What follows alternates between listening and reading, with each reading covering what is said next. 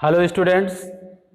तो आज का जो हमारा टॉपिक है वो है use of has to, have to, had to and will have to. ये आज का टॉपिक है क्योंकि पिछले दिन मैंने आपको जो पढ़ाया था वो has to, have to, had to का यूज़ था और आज उसी के आगे देख रहे हैं आप कि has to, have to, had to और विल हैव टू का प्रयोग कहाँ पे कराते हैं, सेंटेंस किस तरह के होते हैं जहाँ पे हम इसका यूज करा देते हैं। तो आपको सबसे पहले जानना ये जरूरी है कि has to, have to, had to आखिरकार लगाए कहाँ जाएंगे। इम्पॉर्टेंट इसलिए ज़्यादा है कि स्टोरी जब भी आप बनाते हैं तो ये सेंटेंस आपको टकराएंगे, मिलेंगे वहाँ पे, और जब मिलते हैं तो बनेंगे कैसे। अगर आज ये वीडियो देखेंगे तो आप आज ही से बनाने लगेंगे। इसलिए साथ में ये आपको बताया जा रहा था कि चैनल को सब्सक्राइब कर लेंगे, जिससे आपको जब भी नए वीडियो डाले जाएंगे तो आपको नोटिफिकेशन मिल जाएगी और मेरा आपका नया वीडियो आपके पास पहुंच जाएगा और उससे आप समझ सकेंगे। तो इतना कर लेंगे तो ज़्यादा बेहतर रहेगा आपके लिए। देख लेते हैं कहाँ पे कराते हैं। तो स्टूडेंट्स, जब कोई व्यक्ति किसी व्यक्ति को कोई कार्य करने के लिए बाध्य कर देता है या वो व्यक्ति किसी कार्य को करने के लिए बाध्य हो जाता है, आई मीन मजबूर हो जाता है। स्टूडेंट, इसकी स्थिति कंपल्सन, कंपल्सन की हिंदी मजबूरी।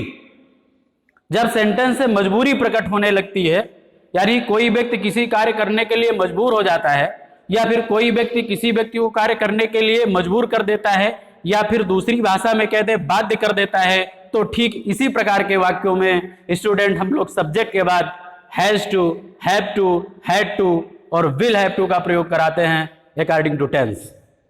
अब देखेंगे पहचान क्या है, तो हमने उसकी रिकॉग्निशन लिखी है। स्टूडेंट, रिकॉग्निशन का अर्थ है पहचान। पहचान भी जरूरी है। ये तो हमारी भाषा थी कि बाध्य कर देता है, हो सकता है आप इससे न जान पाए, तो उसके लिए हमने आपको पहचान लिख दी। अब पहचान जब लिख दी तो पहचान है क्या, तो स्टूडेंट देखेंगे आप पहचान क्या लगी होगी। पढ़ता है, पढ़ती है, पढ़ता था, पढ़ेगा, अथवा ना है, नी है, ना था, ना होगा। ये प्रेजेंट, पास्ट, फ्यूचर तीनों की हमने एक साथ रिकॉग्निशन लिखी है। अब इतना तो आप समझदार है, चूंकि इंटरमीडिएट के स्टूडेंट्स हैं तो आपको पता है पढ़ता है, पढ़ती है, प्रेजेंट की पहचान है। ये पढ़ता था पास्ट पे है, पढ़ता था हो सकता है, पढ़ा पढ़ी भी हो सकता है, इस तरह से आ जाता है। पढ़ेगा, पढ़ेगी, इस तरह से फ्यूचर पे जाएगा। ना है, नहीं है, ये प्रेजेंट के अंतर्गत आता है, प्रेजेंट पे रहेगा। ना था आ जाएगा या इससे संबंधित कोई और दूसरा कोई वर्ड आ जाएगा तो वो भी पास्ट पे होगा। ना होगा अगर आया है, ना होगी अगर आ गया है तो वो भी आपका जो सेंटेंस होगा वो फ्यूचर पे होगा। तो ये बात आपको समझ में आ गई कि वो हमने जो भाषा बताई उससे आप समझ सकते हैं, एक तरीका है। दूसरा तरीका है कि आप सेंटेंस के लास्ट में देख लें स्टूडेंट, तो आपको ये पहचान मिल जाएगी। जैसे हमको पहचान मिलेगी, हमारा स्ट्रक्चर क्या कहता है, सेंटेंस स्ट्रक्चर बनाने का स्ट्रक्चर ये कहता है स्टूडेंट कि हमें सबसे पहले क्या लिखना पड़ेगा, सब्जेक्ट। सबसे पहले सब्जेक्ट लिख देंगे और सब्जेक्ट के बाद आपको इनको लिखना पड़ेगा। आई मीन हैज़ टू हो सकता है, हैव टू हो सकता है, डॉट डॉट करके विल हैव टू। इसके बाद वर्ब आएगा।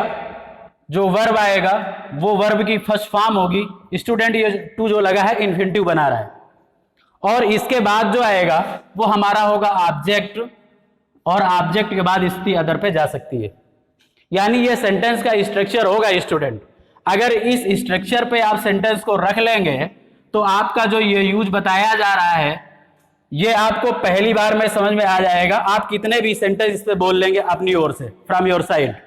आप देखेंगे सेंटेंस का जो हमारा एग्जाम्पल आया वो पहला मैंने एग्जाम्पल लिख दिया है यहाँ पे। जैसे लिखा कि मुझे सुबह जल्दी उठना पड़ता है, मुझे सुबह जल्दी उठना पड़ता है। आप देखो प्रेजेंट का सेंटेंस है, तो आपको कल ये पता था कि हैज टू कहाँ पे, हैज हैव कहाँ लगाते हैं। तो अगर आपको ये पता है हैज हैव कहाँ लगाते हैं तो आपको ये भी पता है कि हैज टू हैव टू कहां लगाते हैं, तो फिर तो सब्जेक्ट आई लिख दिया और आई के बाद स्टूडेंट क्या हो जाएगा, हैव टू। क्या हो गया, आई हैव टू। अब देख लेंगे लास्ट में, तो वर्ब जो उठना पड़ता है, ये जो इन्फिनिटिव आया है उठना, इसके लिए क्या लिखेंगे, गेट अप। क्या लिखेंगे, गेट अप। तो क्या हो गया, I have to get up early in the morning. क्या बन जाएगा, I have to get up early in the morning. ये सेंटेंस बन गया कि मुझे सुबह जल्दी उठना पड़ता है। मान लीजिए सेंटेंस अगर ये लिखा होता कि मुझे सुबह जल्दी उठना है, स्टूडेंट तब भी वही बनता, क्योंकि पहचान तो हमने दोनों लिखी है ना, पढ़ता भी हो सकता है, ना भी हो सकता है। तो ये सेंटेंस अगर कोई बदल के अगर लिख देता कि मुझे सुबह जल्दी उठना है, यानी पढ़ता वहां से हटा लेता, तब भी सेंटेंस तो यही लिखा जाता, I have to get up early in the morning. यानी दोनों पहचाने मैंने लिखी हैं इसीलिए। नेक्स्ट अगर सेंटेंस देखें, उसे इलाज के लिए कानपुर जाना है, उसे इलाज के लिए कानपुर जाना है। अब अगर इस सेंटेंस को आप बनाएंगे तो सब्जेक्ट चूंकि उसे आया है, इसलिए इसकी अंग्रेजी हम लोग क्या लिखेंगे स्टूडेंट, ही। और ही के साथ क्या आएगा, हैज टू। आप जानते हैं, तो क्या लगा दिया, ही हैज टू। जाना, तो जाना की अंग्रेजी गो। क्या हो गया, ही हैज टू गो। कहां जाना है, तो कानपुर जाना है, तो फिर कानपुर की अंग्रेजी, सॉरी कानपुर लिख दिया। क्यों भाई, he has to go to Kanpur. क्या लिखेंगे, जो गो के साथ टू तो लगाने ना, तो he has to go to Kanpur for के लिए अंग्रेजी क्या आ जाएगी। अब आया इलाज, तो उसके लिए अंग्रेजी लिखेंगे ट्रीटमेंट। क्या लिख देंगे, ट्रीटमेंट। स्टूडेंट सेंटेंस क्या बन गया, he has to go to Kanpur for treatment. उसे इलाज के लिए कानपुर जाना है, ये इसका अनुवाद हो गया। अगर सेंटेंस नेक्स्ट देख लें, कर्ज चुकाने के लिए मुझे अपनी कार बेचनी पड़ी। ये हमने थर्ड सेंटेंस लिखा है। अब देखो स्टूडेंट्स, पढ़ी आया है यहां पे। अब पढ़ता था आया, हमने ये भी बताया था पढ़ा पढ़ी भी पहचान हो सकता है, तो इसका मतलब है पास्ट पे है। और जब ये सेंटेंस पास्ट पे हो गया तो स्टूडेंट अब हमारा हैज टू हैव टू लगेगा क्या, अब नहीं लगेगा। अब तो हमें क्या लगाना पड़ेगा, ये हैड टू। और हैड टू सभी के साथ आएंगे, चाहे आपका सब्जेक्ट सिंगुलर हो और चाहे आपका सब्जेक्ट प्लूरल हो, तो दोनों के साथ आप क्या करेंगे, हैड टू लगा लेंगे। अब सब्जेक्ट कहां पे स्टूडेंट, तो देखो यहां पे लिखा है मुझे, तो इसकी अंग्रेजी क्या लिख दिए, आई। आई के बाद क्या लिख दिए, had to. I had to. और बेचना का मीन्स होता है सेल, तो क्या हो जाएगा, आई हैड टू सेल। अब क्या बेचनी पड़ी, अपनी कार, तो माई कार। फिर क्यों भाई, माई कार तो लिखेंगे, तो सेंटेंस क्या बना, I had to sell my car. अब क्या बचा स्टूडेंट, के लिए, है ना, तो के लिए। और चुकाने के लिए चूंकि आया है तो इसकी स्थिति इन्फिनिटिव है स्टूडेंट, तो क्या लिखेंगे, टू। क्या लिखेंगे, टू लिख देंगे। और टू के बाद क्या लिख देंगे, पे। क्या लिख देंगे, पे मीन्स चुकाना होता है ना, टू पे दी लोन। क्या लिख देंगे, to pay the loan. Loan means क्या होता है स्टूडेंट, कर्ज। अब हमारा सेंटेंस क्या बन गया, I had to sell my car to pay the loan. कर्ज चुकाने के लिए मुझे अपनी कार बेचनी पड़ी। तो ये बात आपको समझ में आ गई, यानी पास्ट के सेंटेंस आप बना सकते हैं। मान लीजिए पास्ट में दूसरा कोई सेंटेंस हम बोल देते कि मुझे जाना था, ऐसे बोल दिया, मुझे जाना था, अनुवाद क्या होगा, आई हैड टू गो। बोल दे मुझे पढ़ना था, तो क्या बनेगा, आई हैड टू रीड। मुझे नाचना था, तो क्या बनेगा, आई हैड टू डांस। मुझे गाना था, तो क्या बनेगा, आई हैड टू सिंग। नहीं समझ में आई। मुझे टीवी देखनी थी, तो क्या बनेगा, I had to watch the TV. मुझे क्रिकेट खेलना था, क्या बनेगा, I had to play cricket. तो मुझे अंग्रेजी बोलनी थी, क्या बनेगा, I had to speak English. मुझे कंप्यूटर चलाना था, I had to operate the computer. ये तरीका है बनाने का, यानी है कुछ नहीं, आपको सब्जेक्ट लिखना है, जिस पे यूज पे आ जाए हैज टू हैव टू लगाना है, वर्ब की फर्स्ट फॉर्म बोलनी है, ऑब्जेक्ट आया उसको बोल देना है, अदर आया उसको बोल देना है, अंग्रेजी हो गई। यानी इनफैक्ट अपनी तरीके से जितने भी चाहें आप ढेर सारे सेंटेंस ट्राई कर सकते हैं बोल के। यानी अंग्रेजी बोलने का एक तरीका है ये, इसी तरह से आप अंग्रेजी बोल सकते हैं। क्यों भाई, मुझे प्रिंसिपल से बात करनी है, अब प्रेजेंट में हो गया, अब करनी है, सेंटेंस बहुत मिलते हैं चूंकि है, तो क्या बनेगा, I have to talk to the principal, हो गया। करनी थी तो आई हैड टू, और करनी अगर होगी तो I will have to talk to the principal.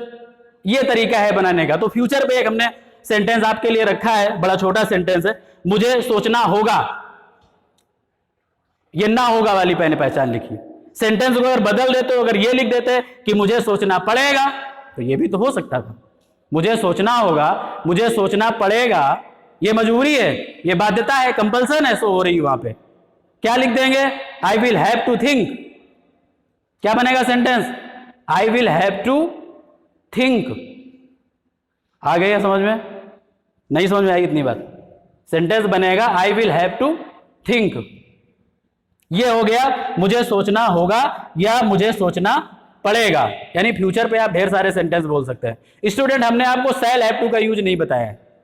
आप सोच रहे होंगे सर सेल हैव टू लगा देते, तो हमने इसलिए नहीं बताया क्योंकि स्पोकन अंग्रेजी में स्टूडेंट केवल यही प्रयोग करते हैं, हमारे सारे सेंटेंस इसी से बन जाते हैं। आप चाहें तो लगा सकते हैं, क्योंकि किताबें इंटरमीडिएट जब पढ़ते हैं तो चूंकि वहां पे सेल हैव टू दिए रहती हैं, तो कई बार सस्पेंस होता है कि विल हैव टू केवल बताया गया है, सेल हैव टू नहीं बताया गया है। क्योंकि अंग्रेजी वहां पे जो विल हैव टू है वो सब जगह मान्य है। जब भी लोग अंग्रेजी स्पोकन करते हैं तो केवल विल हैव टू या विल से कोई भी सेंटेंस आप बोल सकते हैं। तो हमारा प्रेजेंट भी हो गया, और ये पास्ट भी हो गया, और स्टूडेंट ये फ्यूचर भी हो गया। हमने तीनों पे आपको सेंटेंस बताए। मान लीजिए सेंटेंस निगेटिव आ जाते, इसके साथ निगेटिव आ जाते, सेंटेंस नहीं लग जाता, तो स्टूडेंट जब नहीं लग जाता है तो उसके लिए हमारा काम क्या है कि इसके बाद नॉट लगा देते हैं।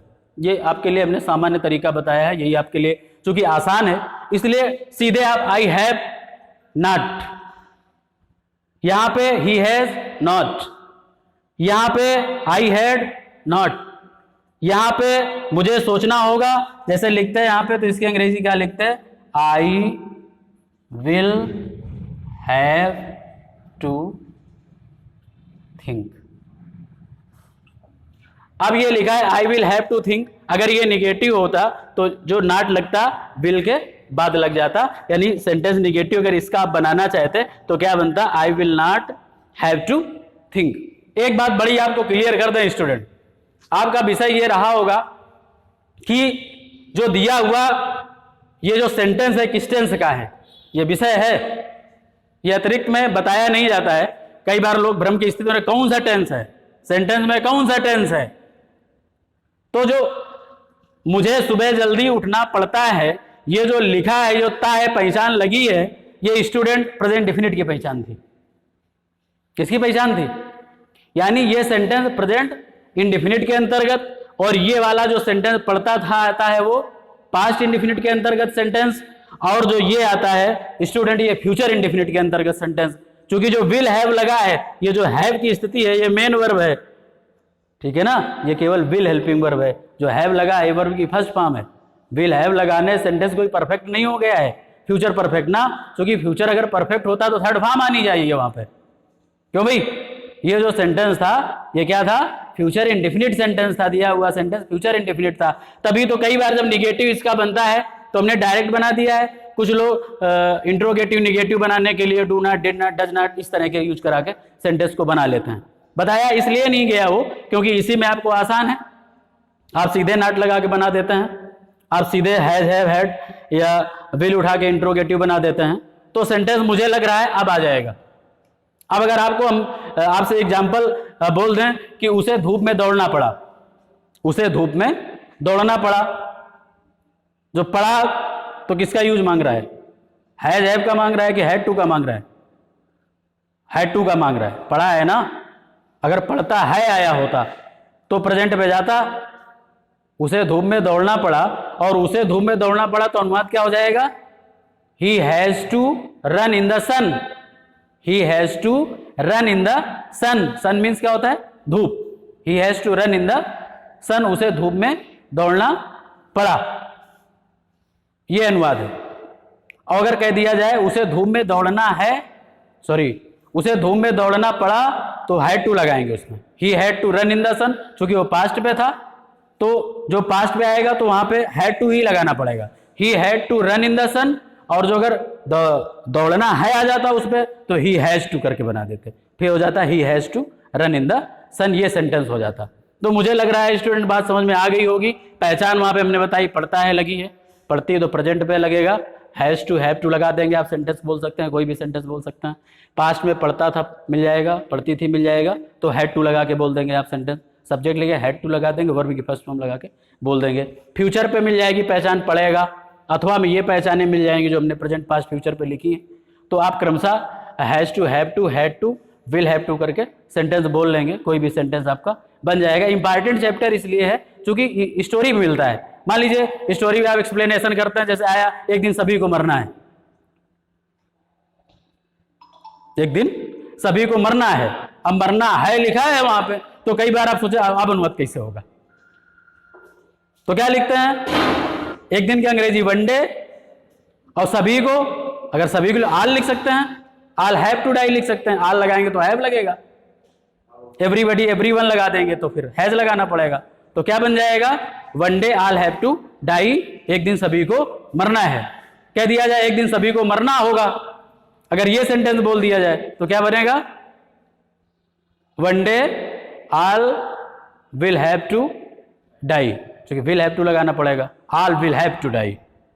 तो ये आज का यूज हमारा, आज का चैप्टर ये रहा, इसका प्रयोग हमने आपको बता दिया, समझाने की मेरी कोशिश हुई। आप थोड़ा अपनी तरफ से भी समझने का प्रयास करिएगा। तो ये जो वीडियो है उसको लाइक करें, शेयर करें, साथ में सब्सक्राइब करें। और आज के लिए इतना ही है। Thank you.